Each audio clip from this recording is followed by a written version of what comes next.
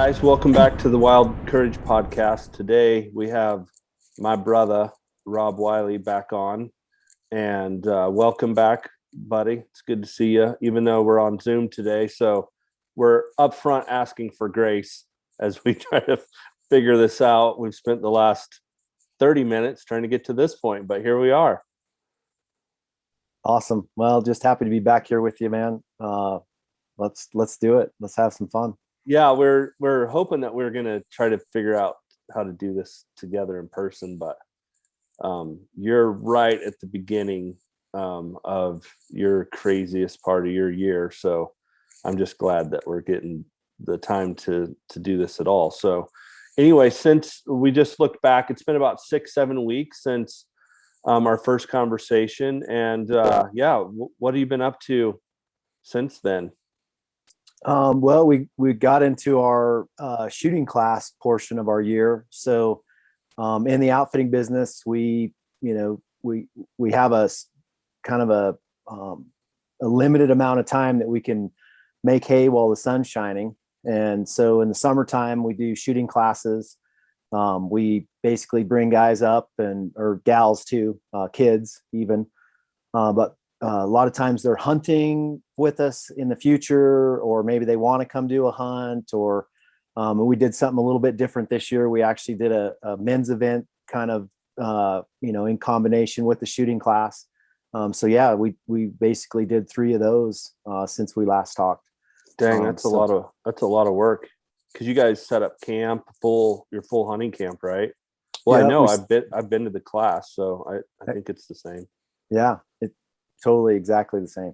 So yeah, we set up camp, and then we basically have targets set up fairly close to camp where we can go over and do shooting positions that are going to get us ready for the hunt, and yeah, it's a great time for people to try out their gear and learn new skills and hang out. There's a lot of time together where people, get to hang out and talk gear and talk strategy and where have you hunted and what do you do? And it's super, super cool.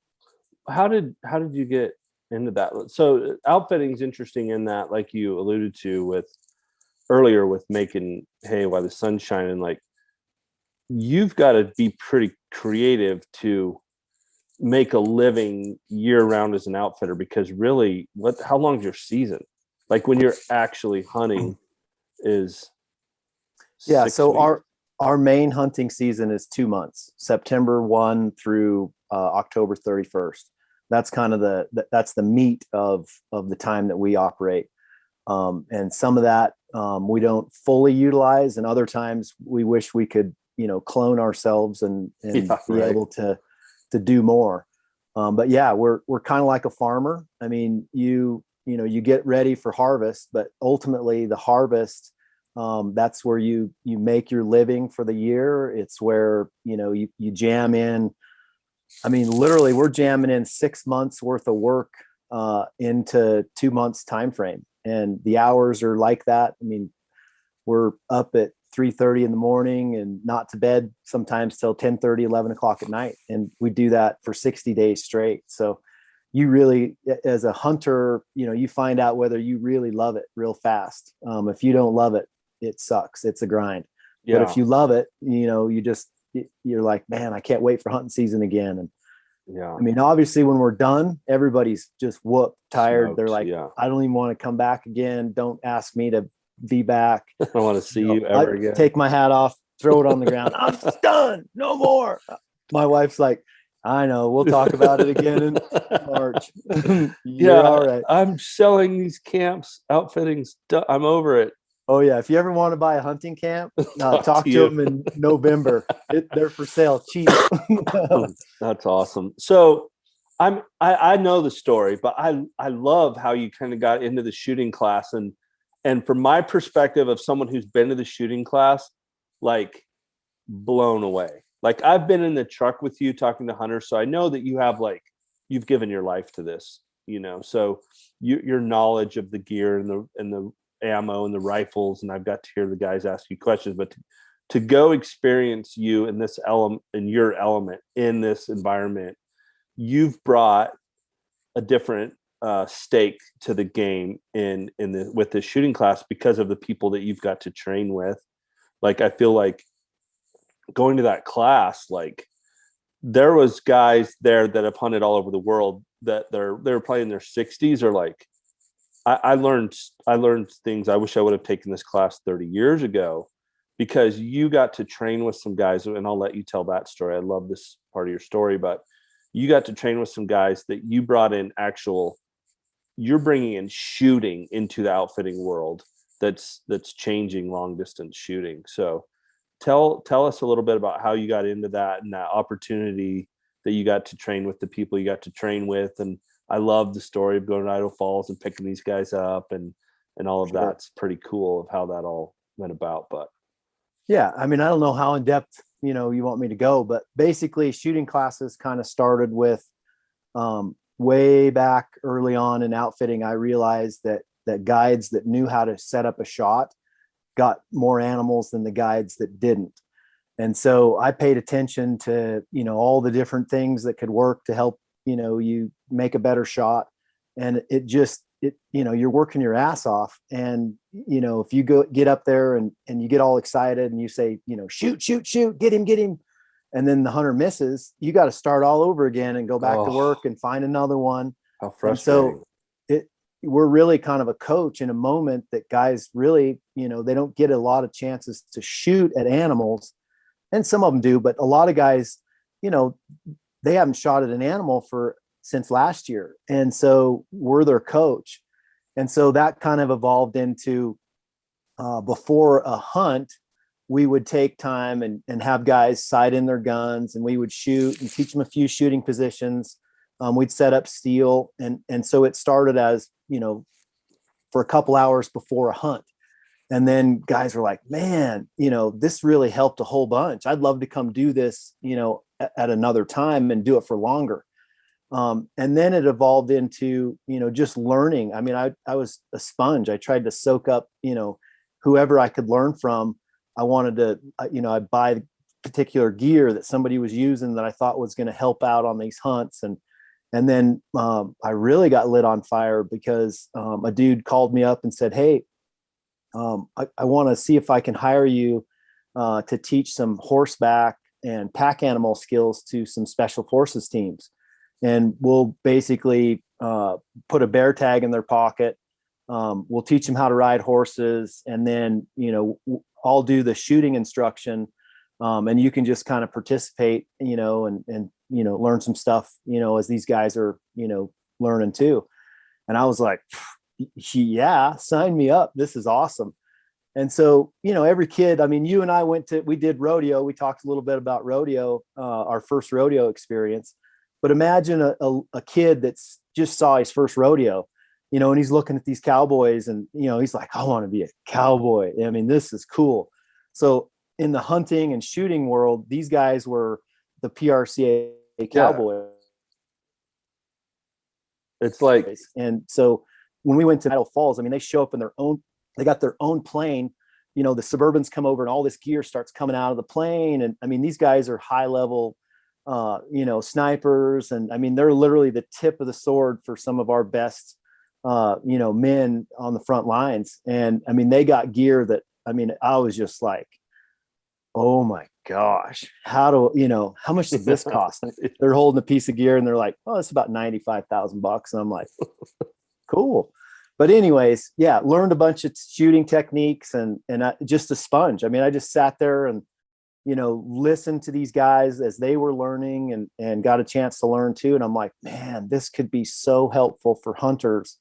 And so taking, 25, 30 years of guiding experience and then personal hunting and just, we get a rare opportunity to see how, how mistakes are made.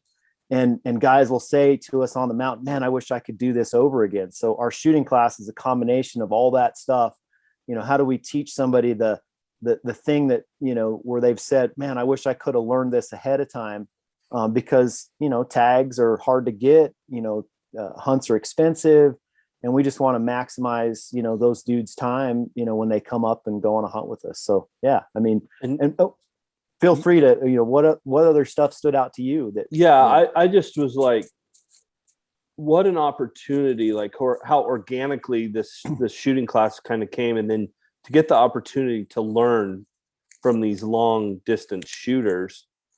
And I mean, it's science. I could not believe the amount of knowledge that you have in the science of all the variables in taking a 600-yard shot or a 300-yard shot or a 800-yard shot. sure. And getting guys like me, who's not a shooter, but I also didn't have any bad habits really. So you and Dylan were able to like really get me dialed in to the point where I felt pretty comfortable at 600-700 yards and got pretty accurate at hitting steel consistently until you started changing the game. So you get good, and then you had everybody walking on the side hill of this mountain and then drop down with sticks and like, hey, hurry, there he is, hurry, go, like real life scenario. And my sticks are rolling down the mountains and I'm kicking rocks and like, oh, there goes the deer, he's gone, because you got 2 left feet and you're nervous and you're excited. And I'm like, how in the world do people ever shoot anything without going to this class? Because the nerves of like, it's reps, right? Like anything else. But to take this class and then to go hunting with you that same year. And I in my mind, I had this picture of, I'm going to take this like 400 or 500-yard shot in this meadow at sunlight or in the morning or in the evening.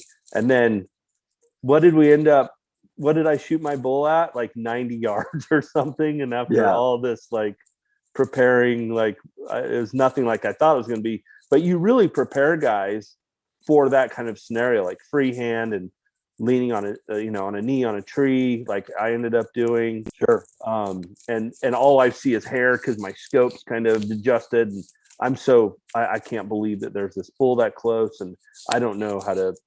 It's all happening so fast. I'm not going to adjust my scope, and like, so it was like without that class, man, I don't even think I would have shot that thing at 90 yards because I wouldn't have had the reps in to be like, okay, take a knee, how to breathe and do all the things. But how cool for you to get to train with those guys at that level and you to retain it and to be able to teach it. I mean, you're really giving guys a gift to become shooters. Otherwise, no other outfitters are offering this level of shooting classes. I think it's incredible.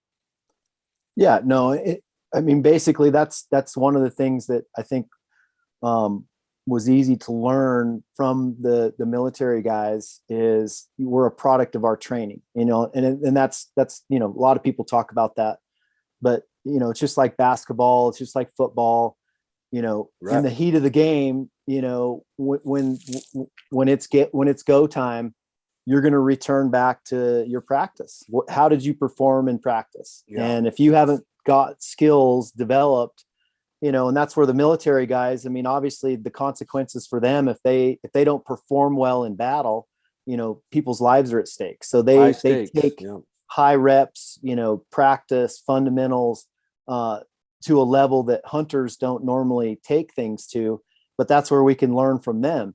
I mean, our stakes aren't very high. If the buck of a lifetime gets away, we might whine and complain and, cry about it, but, lives aren't at stake. So we just took, some of that same information and we just, teach guys to, to be able to perform on the mountain, like they want to. We just give them the skills, in the shooting class or whatever. So yeah, awesome. I also found it very practical in that, like, you're like, look, I loved your talk at the beginning of the class about here's all the gear, but you don't need $1 million worth of gear to go be successful, like how practical it was.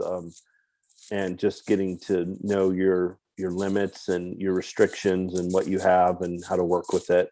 And it was cool. Like you mentioned earlier, like my son Leighton went with his 22. And I mean, I have videos of him that I just recently went back and watched of him hitting steel at whatever it was. I don't remember how 80 yards or something, but like not missing. Yeah.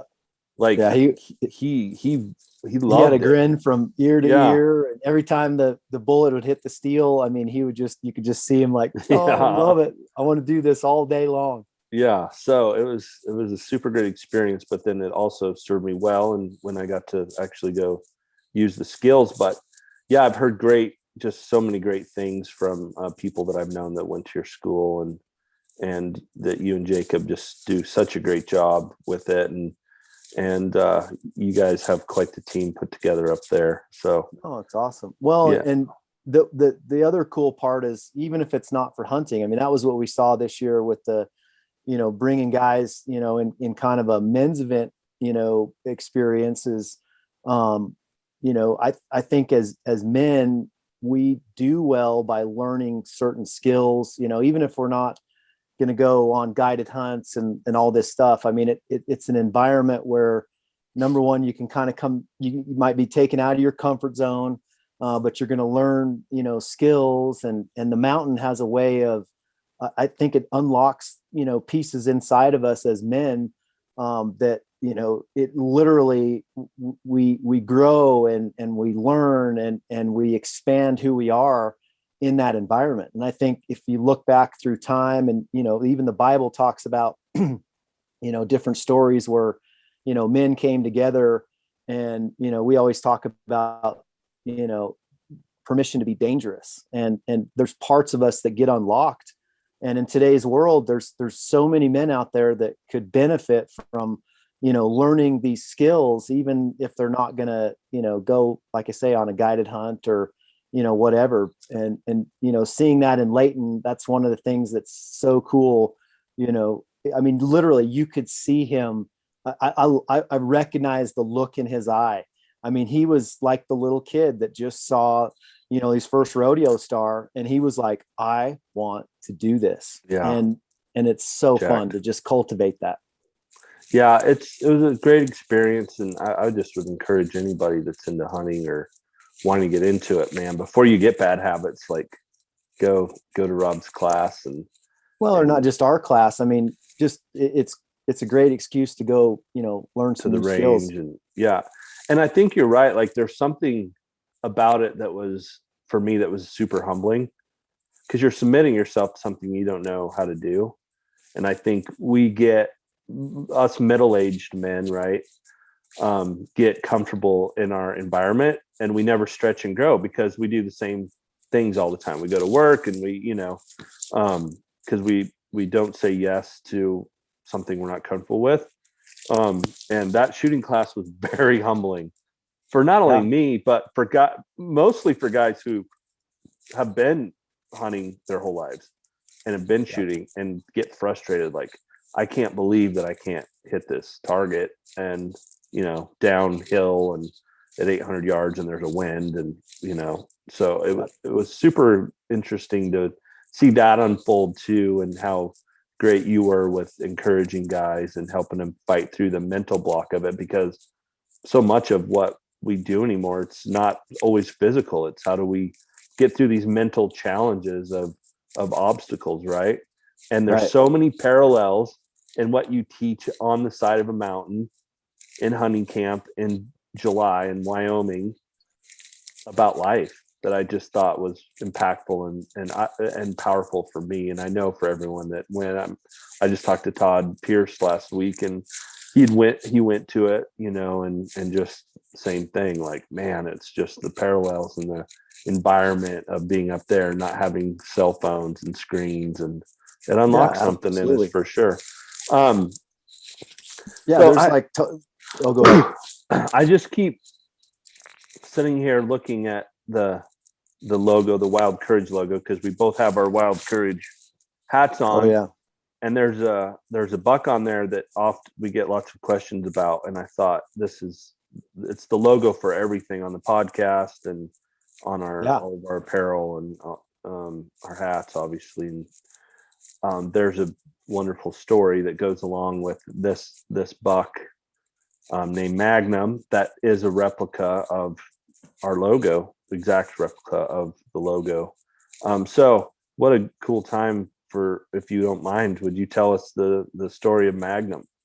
Sure. What he means to you and your business, and what you what that experience was like, and how it became to be our logo. It's a pretty cool story. Yeah, I can definitely do that. So I guess Magnum represents, we talked about in the last podcast, do outfitters get, belt buckles, like a PRCA cowboy. And so Magnum, I guess, represents the belt buckle. When you're a little kid and you're dreaming, like growing up in southeastern Idaho, I used to dream about, getting a big buck. And I mean, I used to literally, like, I've prayed to God, I can't tell you how many times. Please, I just want to see one in my life. I just want to see one. And I guess Magnum represents for a little kid, when you have a dream, can I see one? I mean, I get emotional. I felt it like coming on just right there every time I talk about Magnum, because, as a young man, and having this dream, when I sat across the canyon and I looked at Magnum for the first time, I was like, God, thank you. This is an answer to dreams. I mean, this thing is a giant of giants, and public land, in a place that I'm going to be able to hunt this deer. And so it's kind of like, I imagine what an Olympic athlete feels like, when they finally won enough of their preliminary races to finally know, I'm going and I'm going to get a chance for the gold medal. And so Magnum represented, just in my story, the opportunity, to go and compete for the gold. And it wasn't a guarantee that we were going to get him. I mean, he lived in a place that, of all the bucks I've ever chased, he was one of the most challenging bucks. He lived primarily in black timber. He had a place where he watered, and he would live on 3 sides of a mountain. Each time we'd go to look for him, we wouldn't always see him. What time? When did you first see him? What time of year? In August. Yep. Found him in August. And then did you see him first? Yeah. And you were just, like you just said, like, oh my gosh. I just couldn't believe what I was seeing. I could not believe that a buck, actually, lived like that. Those were just the bucks of the magazines. They were the bucks as the little kid that used to win the big buck awards, in southeastern Idaho. I mean, there were a lot of them like that, but it was always somebody else. And right now I was looking at this deer for the first time. And I mean, that's what I said. It was an emotional and powerful thing, but, were you by yourself when you saw him? No, I was with a good friend. And it was a cool experience to share together. But how far away were you? I don't know. I guess the first time we saw him, probably, couple thousand yards, I guess. Yeah. Dang. But the next time, I mean, the most powerful one is sometimes when you find a buck in our scouting, you don't know if you found his home territory. And the most powerful one was when I went back by myself and I was able to find him in his, basically in his living room. And I just sat with him, across the canyon. I was about 400 yards away and just watched him and took video and pictures and just literally I couldn't believe what I was seeing. And how did you know that he wasn't just by the way he acted, you knew he was home? Yeah. And these deer, they're migratory deer. The Western Wyoming mule deer herd is a pretty spectacular herd. I mean, some of them migrate, 100 miles, 150 miles from their summer range out to their winter range. And so once we find them in August, typically that's they're in their fall area. If you find them earlier in the summer, they still can be moving. Gotcha. It can be a transition area. But once we find them in August, we kind of know, hey, that's he's going to be here somewhere. And some of those bucks, I mean, some of the great bucks of this Western Wyoming area, Popeye was one, real famous deer, 40 inches wide. There's actually right behind me. There's a picture of him right here that's on the wall. But Popeye was a famous buck from this area back in the early 90s. And Popeye was a mover. He would summer in one place and then he would move along. He didn't stay right there. And some bucks are movers. And that's where I didn't know if Magnum was a mover. I didn't know, did I find his home territory? Was he going to stay there until snow pushed him out? And once I found him later, I knew, yes, this is his home territory. So this is where we can hunt. From the first time you saw him to the second time you saw him, was he in the same place and pretty close? How far in between? Was it days, weeks? It was about I think it was probably about 2 weeks, but yeah. From the first time you saw him till the next time? Yeah. And in between times, were you looking for him again? No. I was scouting other places and I mean, you just can't go back every single day. It takes a big commitment, to find these animals sometimes. But yeah, once I located him, then I came home and the first question that every person is going to ask is, as an outfitter, do I hunt this deer myself? Which there's a lot of outfitters that have fallen into that, where they're like, they find a giant and now they want to get it themselves, because this is a once in a lifetime deer. Oh, to even see one. I thought about that for about 20 seconds and I was like, there's no way. I was hired by my clients to find deer and I'm going to do the best that I can for my clients. But then the question is, who do you invite, to go on this hunt with you? Because every single guy that ever comes with you, this is his dream too. Yeah. And so you got to really think about, like, how do we, that was the next strategy. Who do we ask to come hunt this deer? And so I went through, just the guys that I knew that were, in the pool for that year, that had been put in with us, and, guys that I knew, I looked at return clients because I knew, what they could do on the mountain. It's the same thing that we were talking about. We're going to perform under pressure how we've practiced. So I needed somebody that could perform, in the moment of truth, because we may only get one chance. And you pull that deer up in your scope, you've got to have somebody that's not going to have a heart attack and roll down the mountain like you're Correct. Saying. I mean, that's a huge amount of pressure. Huge. Even oh my gosh, I can't imagine. Yeah. So I ended up, Brendan and I kind of got a short list of people who we felt, could do it. The first phone call was to a man that actually helped Brendan and I. He actually helped us buy our dead man camp. He loaned us the finances to do, to be able to buy dead man. And so, I mean, he's an awesome dude. And someday I'd love to get him on this podcast, because he has an amazing life story. I mean, like, crazy amazing. I don't want to go into like any details because I could get lost, because this man is, has inspired us. And like I said, someday I'd love for him to tell his story. Mm-hmm. But he couldn't do it for reasons. He basically just went through the 2009 housing crunch. He's a developer, and he just had a whole bunch of things that were going on. And he just said, Rob, I know what you're asking, and I can't be there, mentally and for the time that is going to require to do justice for this deer. And so he said no. I talked to another guy, and he said no. And so number 3 on this list was a guy who'd hunted with us several times. And over like a 15-year span, he had hunted Region G like 10 times. I mean, he was like a sold out mule deer junkie, crazy. I mean, just absolutely woke up every day thinking about mule deer. But he also had a component that was really cool about this, because this deer was a timber buck. I knew our chances of hunting him and getting a shot, we were going to be at close quarters. And so this man, Brian Ingram is his name.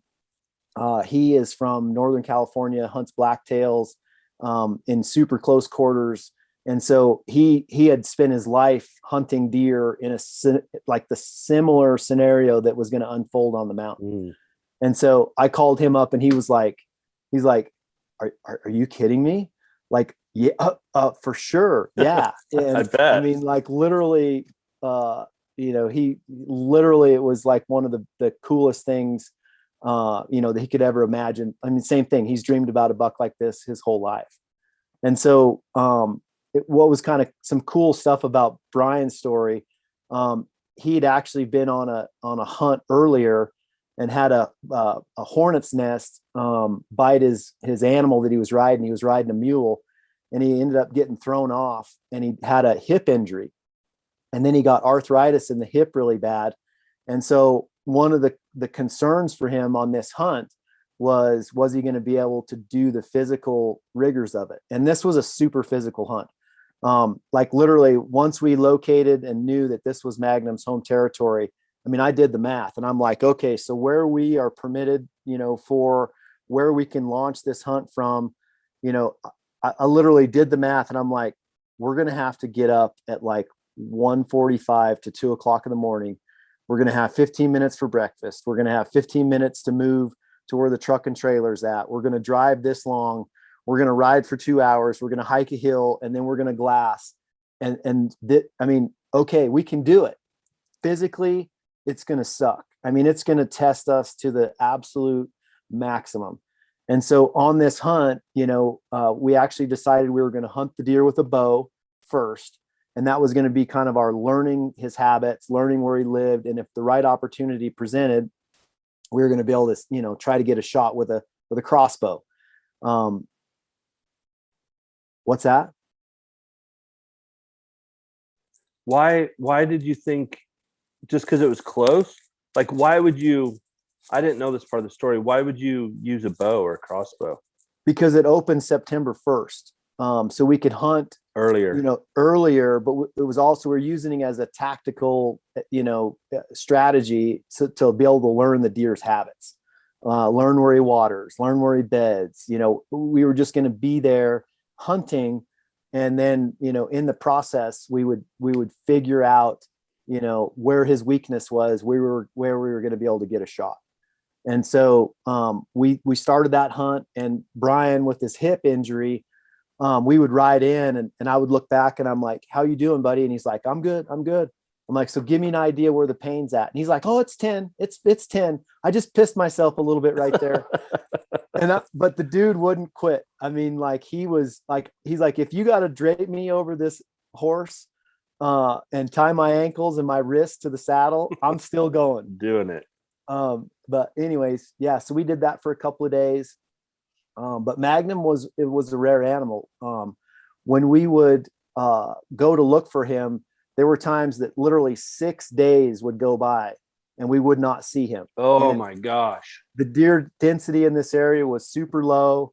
And so there were lots of, I mean, this was a mental game more than it was a physical game. Even as hard as it was physical, I literally had to go into it with a game plan with Brian. And I'm like, okay, Brian, we're hunting one deer. We're going to have a strategy, and we're going to stick to the strategy until we learn something that's going to cause us to change the strategy. But it's going to get ugly. We're not going to see him. We're going to be looking into the timber, and we're going to start second guessing. This is what happens to most hunters. And this is why a lot of these big bucks don't get killed is, if you've sat on the mountain for 5.5 days and all you've seen is one doe and maybe a forky horn, your mind is going to start playing tricks on you like you can't believe. Like, oh, you need to be over there. Oh, he's left. Another hunter killed him. I mean, all these things start to bombard you, and you have to stick to the plan. You have to stick to the plan. And there were times that Brian would be like, yeah. What about? And I'm like, no, we're sticking to the plan. We're going to 6 days. 6 days Of sitting there from morning. Yes. Before dark to dark. Yeah. And you got to take a nap during that time, because you physically you just can't do it. Yeah. So we do it in shifts. All right, you're up, you're on glass. I'm taking a nap. All right, go ahead. You take a nap. I'm on glass. And so this went on for a while. But literally what became apparent was I was going to probably almost kill Brian to be able to hunt this deer, physically, because of his hip injury. So I went to the Forest Service. So we got done with the bow hunt. We didn't kill him. We saw him one time. We kind of, put some of the pieces of the puzzle together, but now we're going to come back and hunt him with a rifle. And so I went in and talked to the Forest Service, and I said, hey, I have a request that's out of the normal. This isn't normal, but I've got a guy that has booked a hunt with us to hunt one animal. He has a hip injury, and literally I'm worried that I'm going to kill him trying to get him in and out every day, because our permits in Wyoming, we have to either base off of private land or we have to camp at our permanent campsites. Like, the camps that we have Big Park, and then we have Dead Man Camp. And so we have to originate our hunt either from private land or those camps. And so I went in and requested a special use permit to be able to camp close to where this deer actually lived. So I wouldn't have to ride Brian in and out the 2 hours each day to get to where, we could get back to our place of operation. And so the ranger was like, I don't like it, but I understand. And yeah, I'll go ahead and give you this special use permit. Wow. So we were able to camp right next to where the deer lived, so that, How far away? We were about, I would say about a mile away from where we killed it. And so, it helped a whole bunch, just for Brian's sake. I mean, it was literally, we might've killed him. So he ended up getting a full hip replacement, later that year after we killed Magnum. But yeah, so, I mean, like going through the hunt, like I can remember the details of it like it was yesterday. And so we were able to locate him right before the season.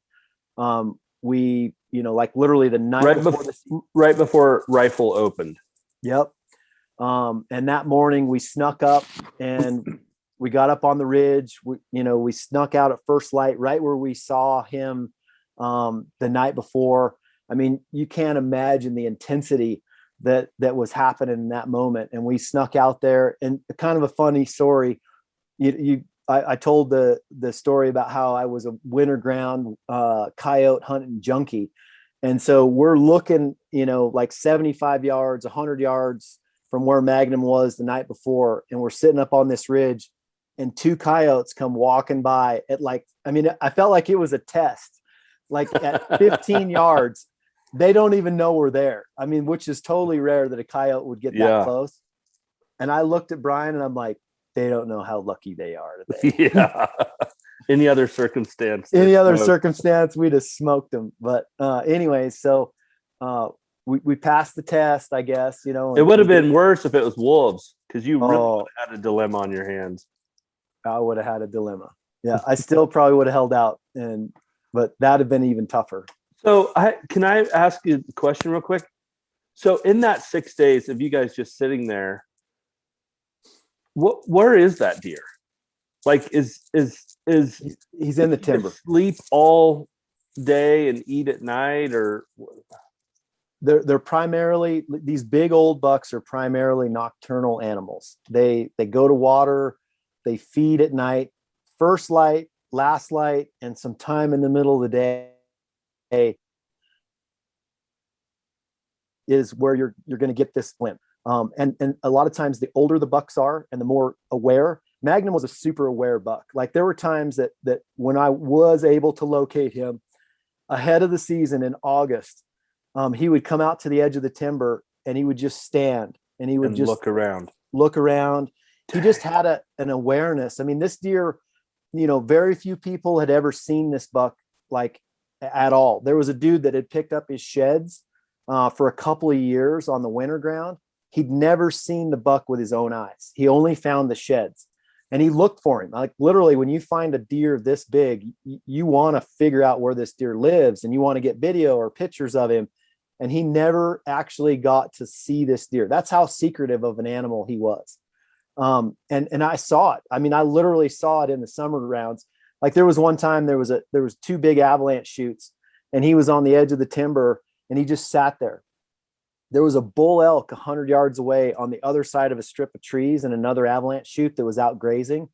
And Magnum would sit there and he could hear the bull like moving around, and Magnum would like stomp his foot and he wouldn't, do anything for like, I mean, it went on for like 35 minutes where he just sat there, and then he just quietly turned around and went back in the timber. And so he had, what people call a situational awareness. Some bucks, have it, and this deer, I mean, he just had it. So yeah, in those 6 days, he was paying attention, or he was, in the timber. He primarily lived in the timber. And then he would come out to water. And then, that's where we would catch glimpses of him. But one thing that always stood out with Magnum, the only time we really located him was either after a little storm or before a storm came. Like the barometric pressures would change, and that was enough to increase his mobility, and that's when we would see him. And right before we killed him, a monster storm came in. It actually was one of the reasons we were able to kill him that day. But yeah, so I mean, we October 4th, 2011. So wait, when did the rifle season open? What day? October 1st? October 1st. Yes. Okay, so you're 4 days into rifle. Do you see 4 days into rifle? We've been there since before the season. No other hunters actually hunting for him, which is obviously a gift, that we weren't in competition with another hunter. But yeah, daylight, October 4th, 2011, I glass across the mountain, and there's Magnum bedded. I just catch him. There's timber, like a big timber patch. There's a center timber patch where we ended up ultimately killing him. And there's openings up above and around it. And he's bedded in some chaparral above this timber patch in a bigger opening. And it was game on. Here we go. We got him located. He's bedded. And so the strategy was, I was going to take How Brian. far away were you? About 1,000 yards, 1,200 yards. And so there was no option to shoot. The closest we could get to him across canyon was 900 yards. And there is absolutely no way ever I would consider, taking a shot like that. Just too many variables. I mean, once in a lifetime animal. I mean, I'm going to take my risk close quarters. So sure. Brian and I went up above and started sneaking in on him. And that's where this storm started blowing in. And so there were huge wind gusts. And so it was a big pile of rocks. I mean, every step we took was rocks.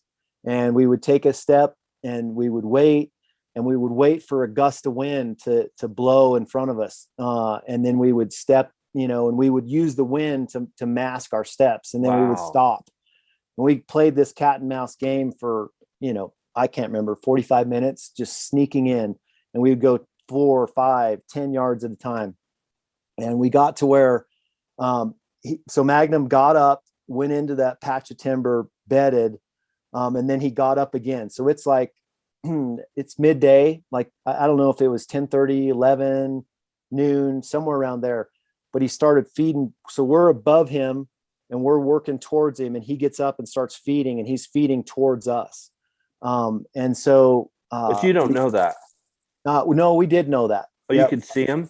Nope. I had one of our other guides on the other side of the mountain, and he was letting us know what he was doing.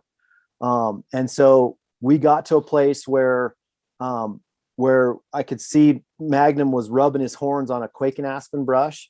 I'm like, okay, we had talked about it before, and I'm like, okay, Brian, we are this close. When I stop, you bump into me, and we move as one unit. We're going to just, when I see something or you see something, we're going to go towards, where we can, close this distance. But if you've never hunted in a scenario like that, like bow hunting or hunting, there's usually a roll of the ridge or roll of the terrain, and you can't just see down, you just can't see that 100 yards. There's a roll of the terrain to where you can only see a little ways. So, it's like literally you're going blind. He's in front of you, but you got to keep how close. He might be 20 yards in front of you.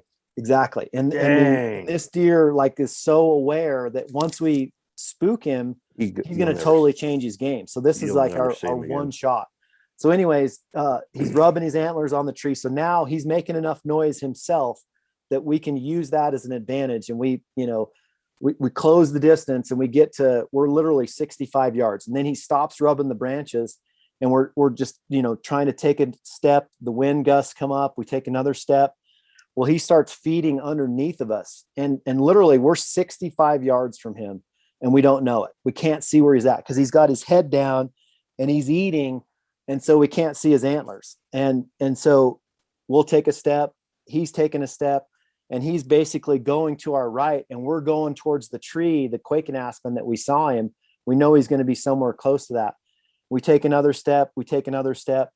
And out of the corner of my eye, like further over to the right than I totally expected, I see a little bit of movement. And I'm like, there he is. And Brian immediately pulls his gun up and he's, going back and forth. He's like, I don't see him. And I literally grabbed the gun and pointed it at Magnum.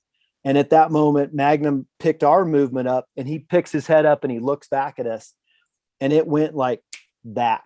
Magnum looked at us and he wheeled. He was like, oh shit, hunters, threat, predator, whatever. And he was gone.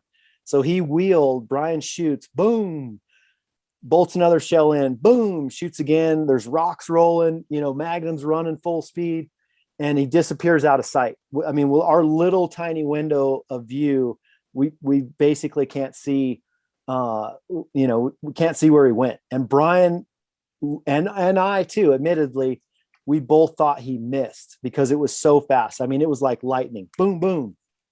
And so you pick his gun up, you point it towards him. He's got his gun up to his shoulder. But you like move the barrel. I just pushed the barrel over so you're and pointed it at next Magnum. to him. And then Magnum turns and looks and he pulls the trigger. Well, yeah, like Magnum wheels and turns and runs. It all happens. I mean, literally in a split second. So literally that's the blacktail hunter in Brian Ingram came out. Like he'd done this as a kid over and over again, but in his mind and in my mind, he missed. And I mean, you want to talk about a moment, of how to handle some reactions. What'd you say to him? So I'm in the game still. I mean, I'm like, I don't know, what just happened, but I'm going to go look for sign. Brian said, like, literally, he puts his gun up on his shoulder and he's like, I think I missed. And he's like, his own words, he said, if there was a cliff nearby, I would have ran and jumped off of it because I thought I just missed the buck of a lifetime. And I'm like, no, let's just let's stay in the fight. Come on, let's go look for sign. And so he's kind of like wandering around in a circle, like muttering to himself, oh my God. And I go over, I get to the last place we see Magnum and I'm looking on the ground, I'm looking for blood. And I look up and I can see him. He's laying on his back and I can see his nose poking out of the brush and I can see the antlers right there. And you want to talk about excitement. And Brian looks at me and he's like, shut up. Are you How far away was he still back over there? Yeah. So what? Who where? Was he still back over where he pulled the trigger? Yeah. And then we're not very far. I mean, we're only like the yards apart. But whoa. And we walk up and literally we sit there. We don't touch him. We set the gun down and we just sit there. And I mean, all of this emotion starts building up. And we gave thanks. I mean, literally, before we touched him, I thank God. I'm like, this is a dream come true. This doesn't happen very often. This is one of those moments in life. Thank you. Thank you for this opportunity. Thank you for everything that this thing represents. And so Magnum represents, I mean, it's way more than just, hey, what does this deer score? Or, he's a freak. He's an iconic buck. There's so many words we could use he's an anomaly. I mean, he shouldn't be that big living on public land. but that's how amazing Western Wyoming really is. But we sat there and we just respected the moment. We didn't talk about score. We didn't talk about width. We just enjoyed the moment. You just honored him. We did. We honored him. And then, yeah, we, after that, we did obviously take pictures, and we just went through that experience. And one of the things I would say that I learned, from that experience is, it's like the belt buckle. It's the PRCA, NFR title. It's the gold medal for the Olympic runner or whatever. That moment, you find yourself that before you have an experience like that, you give everything for that one. You believe that the answer that you're looking for as a man is in that moment. And it was such a powerful experience. It's one of the most powerful experiences I've ever had in my entire life. But it doesn't answer the question that you think it's going to. I literally thought that if I could kill a buck like that when I was 30 years old, that the answer to my dreams was going to, I would have made it. I'd have been the happiest guy on the planet.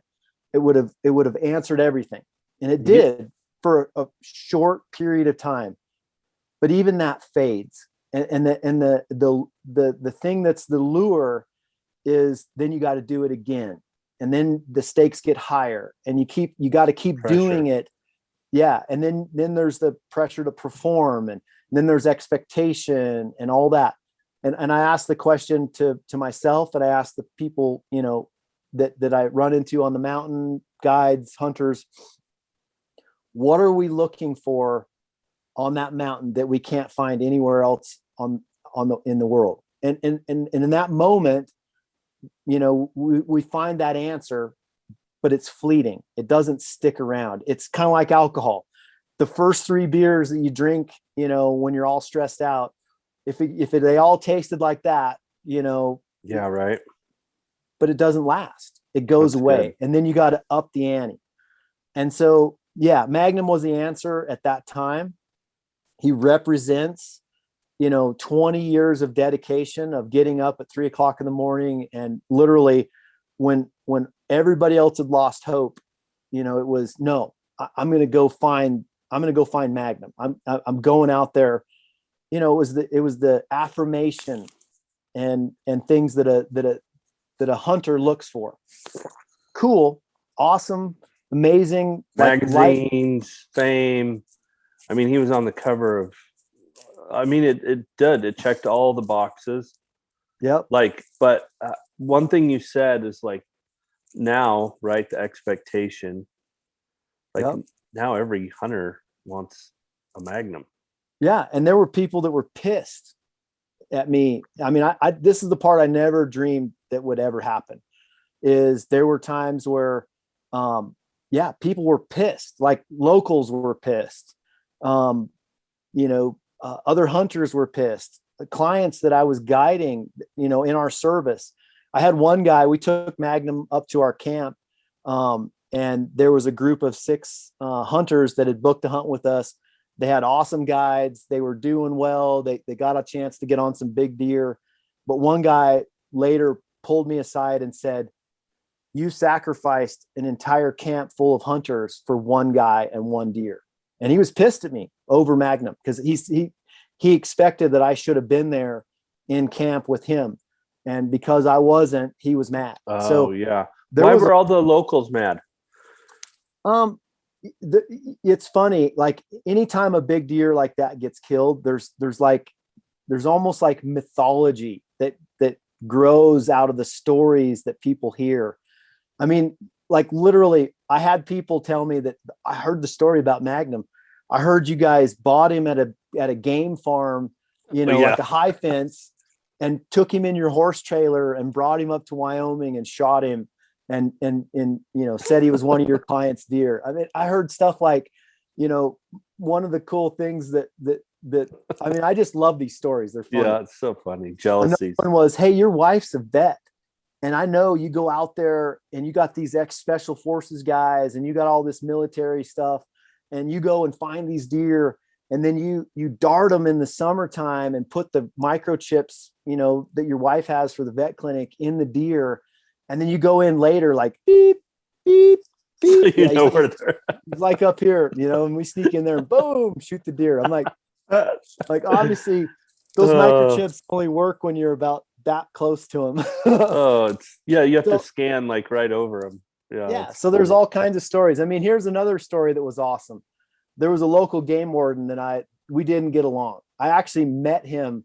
He was bow hunting for himself in the camp that we had established, or that we'd got the special use permit from the Forest Service. We ran into him at camp, and he gets this look and he's like, "Why are you here?" I'm like, "Oh, we're just hunting, and he's like, "You seem evasive." I'm like, no, we're just hunting. Obviously, I'm not going to tell him.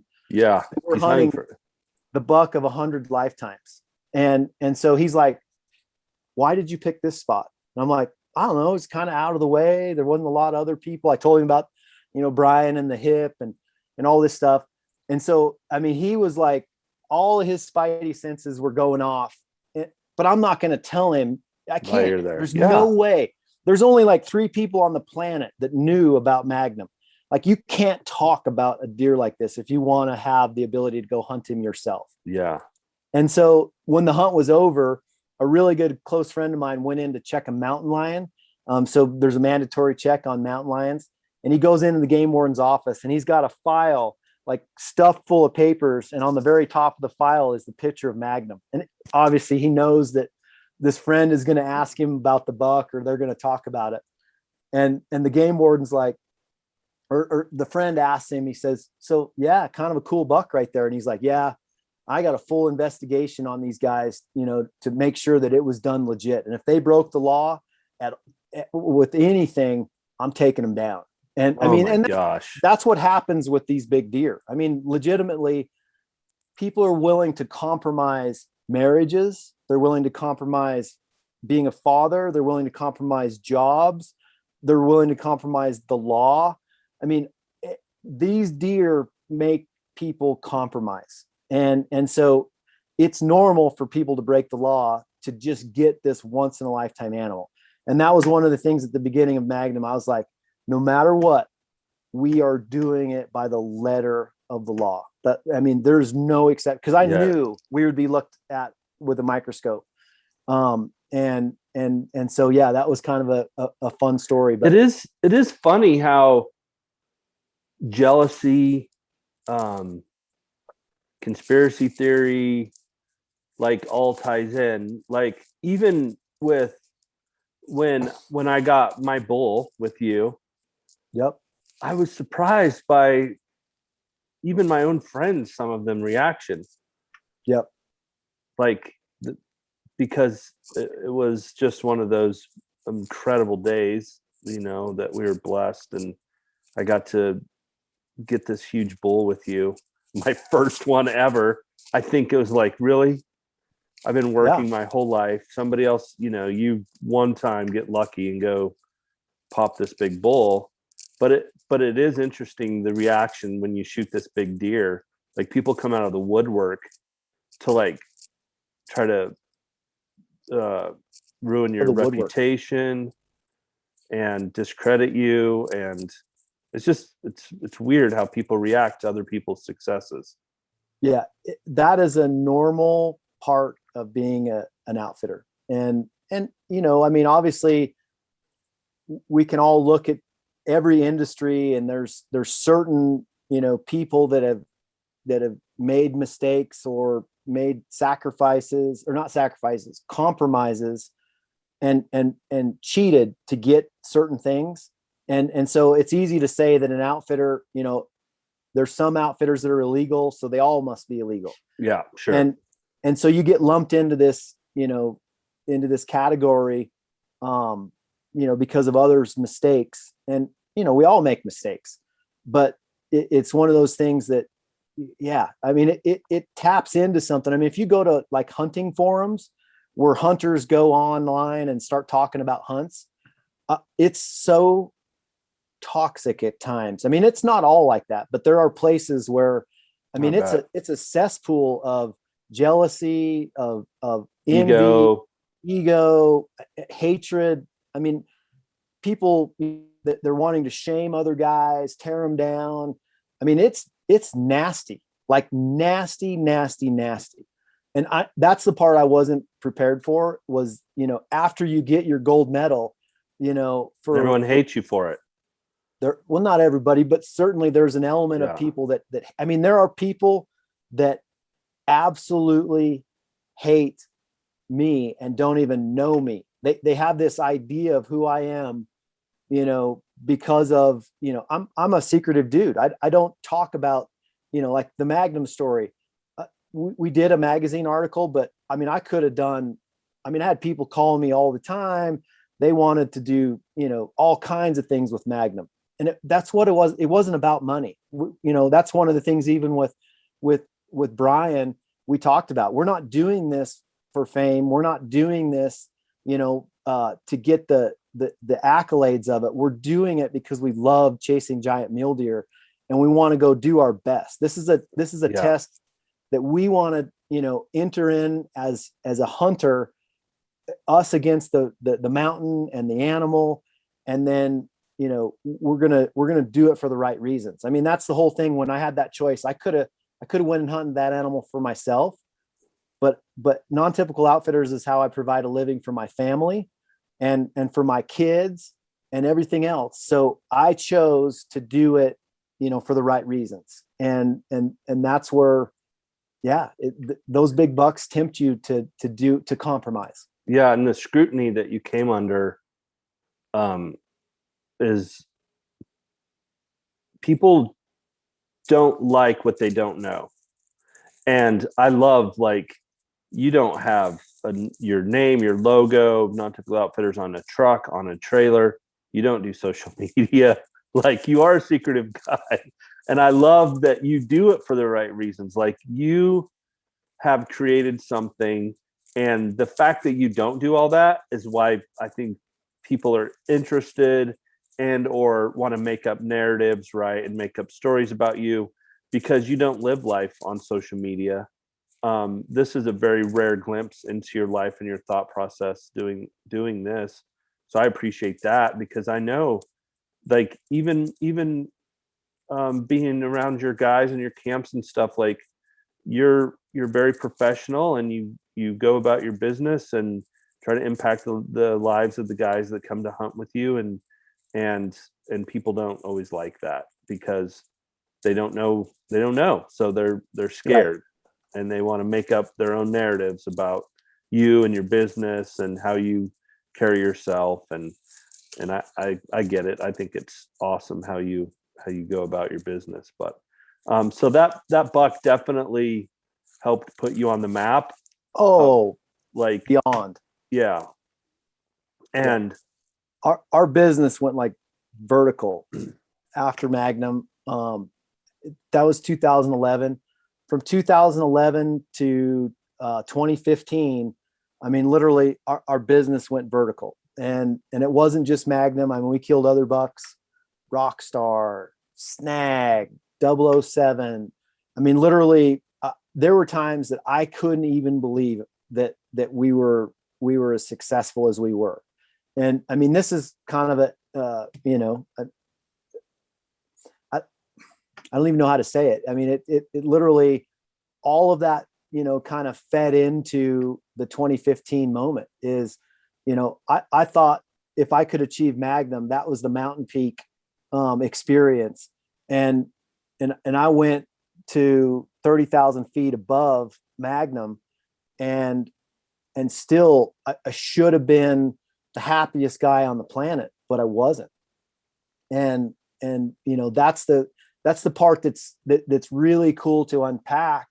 I think there's really cool things that we can all learn from, experiences. I mean, like hearing the other guys that you've had on, on the podcast. I mean, this is the cool part of coming together. We can learn from each other, so we don't have to make the same mistakes over again. Right. Which is the point of this whole thing, by the way. It is the point. And that's where, I've surrendered my story. And I feel like I like telling it, and I've been a secretive guy, but I think there's a part where if you're not telling your story, somebody else is. And so, that's that's one of good. the places I was avoiding, was telling my story, because I didn't want the accolades that went with it. I didn't need those. I was in a battle with myself. I wasn't trying to prove anything to anybody else. I was trying to prove it to myself. But now I want to share that story, so maybe I can help another dude not have to make the same mistakes that I'm making or made. I still make mistakes, but we can learn from each other. And that's where, literally, that's what this is about. That's what Wild Courage is. That's what Magnum represents for me. I mean, it can represent a lot of other things, but for me, it represents, what did I learn in the process? I learned that I thought Magnum was the answer to my dreams, but there's a whole lot more. Right now, the greatest trophy that I'm striving for right now is to be the best husband, to be the best son, of the father, to be the best, father to my children. To me, that's the more important trophy. That I couldn't see the forest for the trees. That was right in front of me. And I was compromising, all those things, thinking I was doing it right. God was there. I mean, I was praying to God, for Magnum. And I feel like I really believe that, there was God was there. I really feel like God was there, and he's going to use it. But I want to make sure my priorities are in alignment now. As I go forward, I'm going to be a better hunter, because God's going to be first, then my wife, then my kids, then the community, the brotherhood, and way down there is going to be business. And I think if we keep those priorities in alignment and we don't compromise, we can still be a trophy hunter and go after big bucks and go after those moments. But I think the trap that we fall into is, like all performance-based lifestyles, is what are you compromising? What are we propping up? Yep. Yeah, that's good, man, because here's something just in what I've been going through. This can sneak up on you. Like, I feel like if you were to ask me 3 weeks ago, a month ago, like, are you good? Are your priorities good? And all the things you're putting your hands to, right? Are they noble? Are the again, the priorities, family, faith, family? Dude, it sneaks up on you. I had a epiphany last week, and I'm like, I feel all this weight, and I have all these different business things going on, and I'm like, my priorities are so out of whack, and not even for the wrong reasons. It's not because of greed or not because of chasing a dollar. It was all these unhealthy reasons that I was pushing so hard, and I got myself into these spots, and I didn't even realize it. Like, it can sneak up on you. Yes. And man, to sit back and kind of like think about reprioritizing my life and what I need to say no to, which is hard and scary, and feel like you're letting people down. And there's all these codependency things that go along with, like, codependency. I'm learning more about is so two-sided, right? Like, I need you to show up for me to be this way so that I can feel good. Like, Yeah. codependency with my wife, right? It looks like, I need you to be okay so that I can be okay. Yeah. But on the other side of it too is like recognizing that I feel like if I don't show up for people in a certain way, that they're not going to be okay. And it's like, I didn't even think about it that way, and how unhealthy that is. And it's unhealthy for me, but it's also the opposite of empowering those around you, of Yep. like, no, you can do this. You've got this. You've got what it takes. And yeah, I don't know, man. It's been crazy, but it does seem to sneak up on you, the striving and for whatever reason, doesn't even have, like I said, doesn't even have to be about money, but I think it's a good message that I think we all can reevaluate, like, what am I putting my hands to? What am I putting my efforts to? And are they in line with my own core values? And if you don't have any core values, I would suggest start asking yourself, like, why do I, what, like we've talked about on the last podcast, Rob, why do we do the things we do? Yeah. Where's it coming from? The decisions we make, the things that offend us, hurt us, keep us bogged down. Why? And from there, what kind of men do we want to become? What do we want to fight for? So here's a cool parallel. That codependency, I've experienced some of that in my own life. I never would have dreamed in a million years that I was codependent, but I've identified that in my own life, that I needed other people to be okay so I could be okay. No idea. Like, had absolutely zero grid that was happening. And I think you look at your life, that there was a time that we can understand where that came from. We needed to know that our parents or a stepfather, stepmother, we judged the room by how they were doing, and it was a defense mechanism, and it worked for us. We needed that skill at different times of our life to be able to get the temperature of the room, to know how we could respond to it. We don't need that anymore. But together, we get to learn from each other. There's things that I've learned through you about codependency that I'm like, dude, I'm learning from your challenges and your successes and where you're growing and where the Lord's working with you. But here's the cool metaphor is, just like as a hunter, the first thing we got to go do is get our zero right. We got to be on target at 100 yards or 200 yards. And that's where, just to plant a little seed, I would love to get Brian Bird on here, maybe the three of us, to talk about what getting your zero looks like.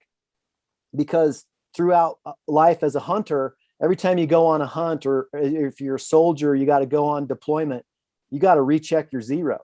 And if you go into battle and you're not, and your zero's off, you could be the best shooter, on the team, but you're going to suck. Yeah, it doesn't matter. That's the same thing that's going on, through this brotherhood, through this, wild courage, through what we're trying to do here. That's an opportunity for guys to check their zero, and for us to check our zero as well before we go into battle. And that's where together, that is how we check our zero, how we get with Holy Spirit in the quiet time, and, let him, speak to us. And so we can go into battle, on target. Well, it's good. And all that requires, the one word that pops to my mind that is necessary for any of that to happen is humility. Yeah. And it's something you and I have had to fight through, is this, what we like to say, watching our blind, having our blind spot. Yeah. Like it's all the cliches, right? Like, you got my back. Yeah, I got your back. And practically, what does that look like? And it's not what we thought. We used to think it was in a fist fight, because it was. And now we find ourselves in our middle-aged life of, what does it look like for your brother to have your back? Well, it looks like humility. Yeah. It looks like what you and I have fought for and through, of, hey, Jeremy, I see something in you that you don't even notice you're doing. And me having to have the humility, which is super hard, to receive what you're telling me. Yeah. Because usually it's a huge character flaw that we have, that I'm asking you, hey, you got my 6, right? You got my back. What I'm saying is, Rob, I need you to be honest with me. Yeah. I need you to let me know my blind spot. I need you to let me know when I'm being codependent. I need to let you know when my priorities aren't lining up. Yep. It's when we're the forest through the trees thing, right? Like, I'm running and gunning and business, and I have all these big ideas and getting all these people together and trying to go conquer the marketplace. And to have brothers go like, come here, where are you at? What's going on? And for us to have the humility to be like, didn't even recognize it. I didn't know. I was my zero was off, because we all know the trajectory changes, right? If your zero's off, and then you wake up 6 months later and you're a mile away in your marriage from where you need to be. You're not showing up for your kiddos, right? You're not being the brother that you need to be. So this is hard stuff. This is deep waters that we're talking about. But how much has that impacted our lives, us having the courage? Dude, because we've had knockdowns. I mean, it's not easy. It's easy to say at first, like this covenant, like you have permission to recognize my blind spots. Right. And like we pointed out many times too, in learning through this process, it takes a lot of courage to say, Jeremy, I give you permission to speak into my life, but it takes real courage for you to say, hey, dude, so I know that you love your family, or, whatever it is, pick the topic, but I see this happening in your life. That's where the real courage, is required as well. I mean, it's more really so hard to lay yourself on the line and take a risk that you're going to offend or hurt, a brother.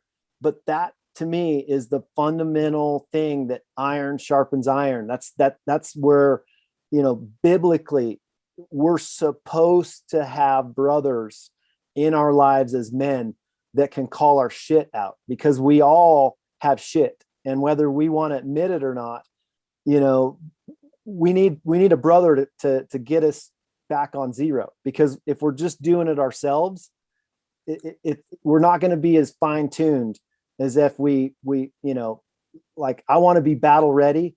I give you permission. And that's hard to do. Well, you led in that. You've always led us in this community in vulnerability, or well, that too, but in saying that, like, hey, I in humility. You've always led us in humility. And I remember when it was like, okay, that's super brave, but like you said, it's real hard to then be the guy that's like, all right, you asked for it, here it comes. And that's where you and I've had to wrestle through some extremely hard conversations that were both more the better.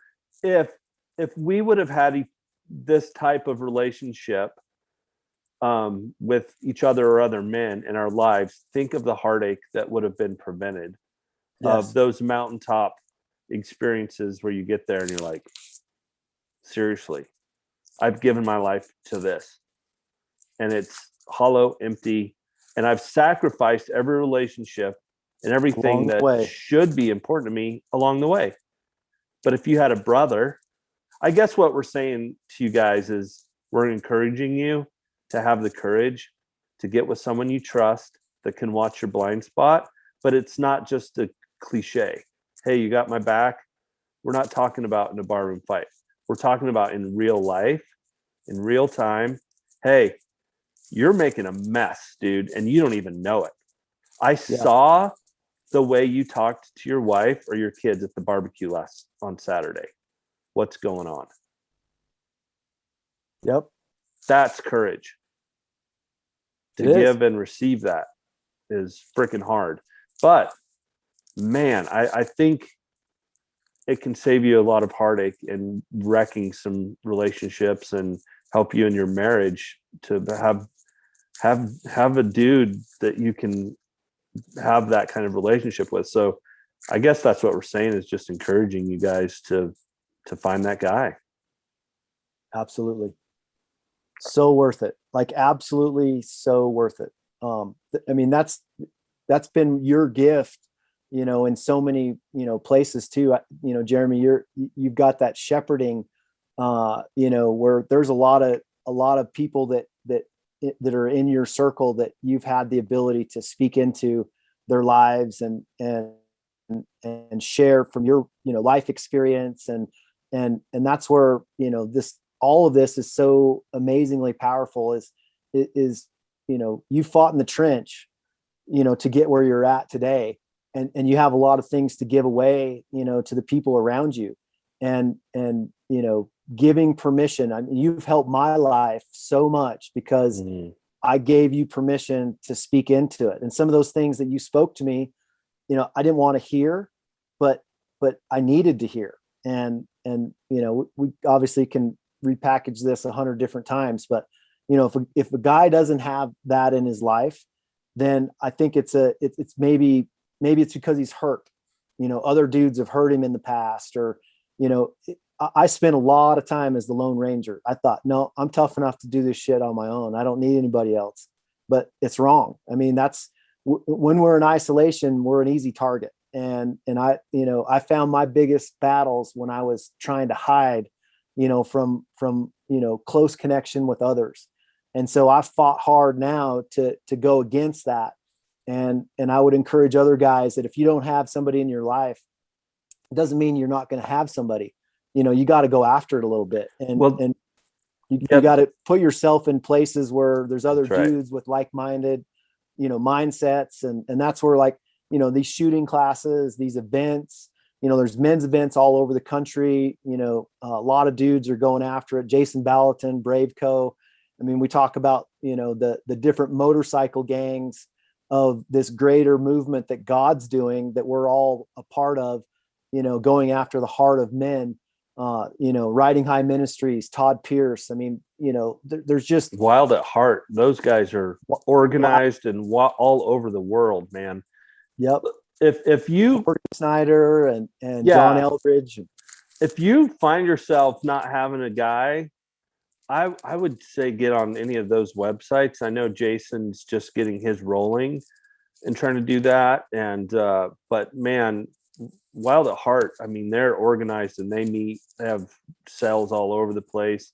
Wild Courage, that's part of our goal, is to get fires started all over the place of guys getting around and just having this community and having it, because man, I don't know where I'd be in my marriage or being in my journey as a father without you guys, And so my heart is for guys to find community and not to be alone in life with, because of the isolation and whatever you're battling against, right?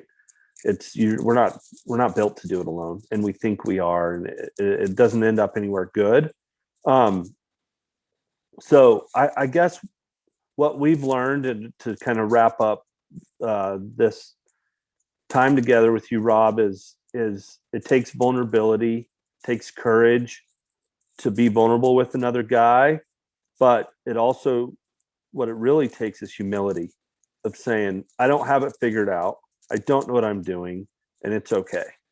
And I'm going to ask this guy that I trust to watch my back in a way that I've never looked at it before, in a real way of, like, I'm going to humble myself enough to you to let me know when I'm screwing up, when you see my drinking out of control, or if you see addictive behaviors, or whatever it may be, is to let somebody in that process with you and to go after it. But man, I honestly don't know where I would be without you in my life, and the guys that I've surrounded myself with, and Brian and Doc, and I mean, the list goes on and on. But it's powerful, it's important, and there's fruit in your marriage and my marriage and with our kids, and honestly in business too, like in every area of life it this flows from. So I just encourage you guys to think about some of these things and go after it. So good. Absolutely. But yeah, Robb, thanks so much for telling us the story of Magnum. I know guys are going to love that story because it's so amazing, and again, once in a lifetime kind of buck, and that's he's on our logo. He represents everything that you shared in that story and more. And it's an honor that you would let us use him, for Wild Courage and what we're trying to build together with that. And so again, just thanks for your time. I mean, you're in you're when does your first hunt start? In about a week. I mean, we're all, we've got guides coming in and learning new territory. We've done some scouting, we're trying to get guys, familiar with where these animals are, but yeah, it's go time. We'll be in the battle, till the last week of October. And at the end of that, we're usually spent, and ready for retreat. Yeah. Ready for, yeah. Well, there's been some years, like one year my mom asked me, she's like, "Are you okay?" I wasn't, but I said, "Yeah, I'm okay.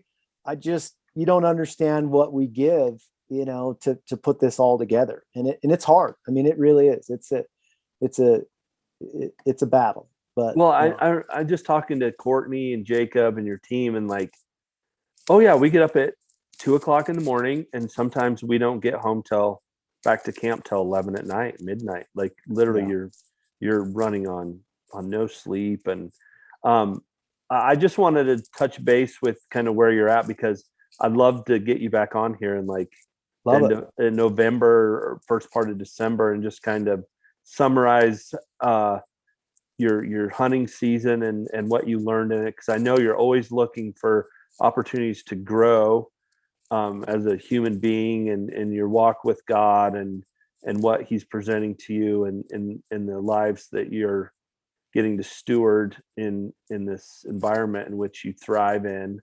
It's always fascinating to me. So we'll just consider this part 1 of 2, and we'll check back with you at the end of hunting season, once you've went to Lava and soaked your bones for a week at the hot springs and with Brenda. But thanks so much, Robb. I know this is just such a crazy busy time for you, and I'm super excited to see what this year is going to produce for you guys, and we'll get you back on here in a couple months. But have a great hunting season, man. Yeah, you bet. Well, anytime. I mean, seriously, dude, what's going on here? Maybe I'll find some time in the middle of hunting season. Dude, that would be epic to get a peekaboo into what's going on. Wow. Yeah, this is real. I mean, this to me, this is it's super important.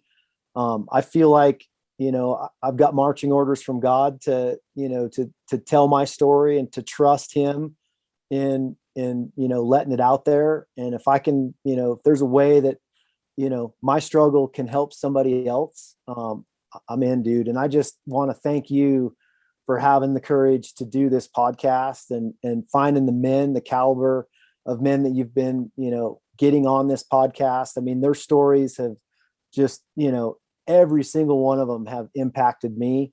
I listen to them all the time, and just, thank you, dude. You're showing up, you're in the fight, and you're going after it, and just love what this is becoming. Thanks, bro. Love you, man. All right. Love you too. Talk to you soon.